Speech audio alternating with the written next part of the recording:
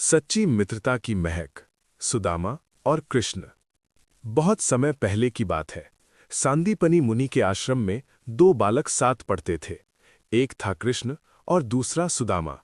दोनों के बीच गहरी दोस्ती थी। वे साथ में जंगल से लकड़ियां चुनते और साथ ही भोजन करते। क्या आज के दौर में सुदामा जैसी दोस्ती मुमकिन है, जहां एक दोस्त महल में हो और दूसरा खाली हाथ, फिर भी उनके बीच का प्रेम कम ना हो? समय बीता और दोनों बड़े हो गए। कृष्ण द्वारिका के शक्तिशाली राजा बन गए, जबकि सुदामा एक बहुत ही गरीब ब्राह्मण के रूप में सादगी से जीवन बिता रहे थे। सुदामा के पास न तो अच्छा घर था और न ही दो वक्त का भोजन। उनकी पत्नी सुशीला ने एक दिन उनसे कहा, स्वामी, आपके मित्र कृष्ण तो अब द्वारिकाधीश हैं, आप उनसे मिलने क्यों नहीं जाते? सुदामा ने सोचा कि वो अपने मित्र से कुछ मांगने नहीं, बल्कि सिर्फ उनसे मिलने जाएंगे।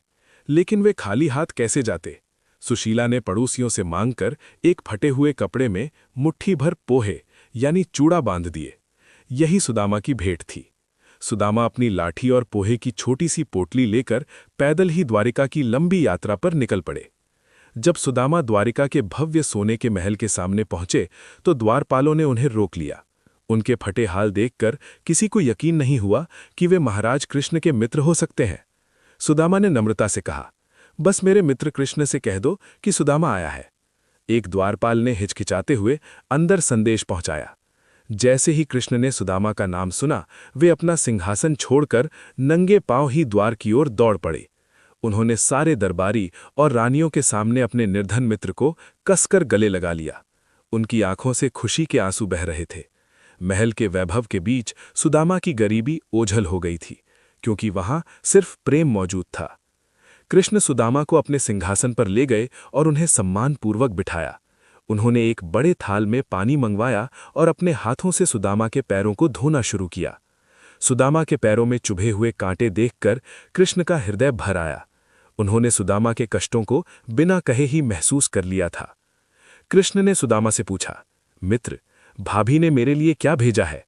सुदामा को उन साधारण पोहों की पोटली निकालने में शर्म महसूस हो रही थी। वे उसे अपनी बगल में छिपा रहे थे। लेकिन कृष्ण ने हंसते हुए वो पोटली छीन ली और कहा, मेरे लिए इससे बहुमूल्य भेंट और कुछ नहीं हो सकती।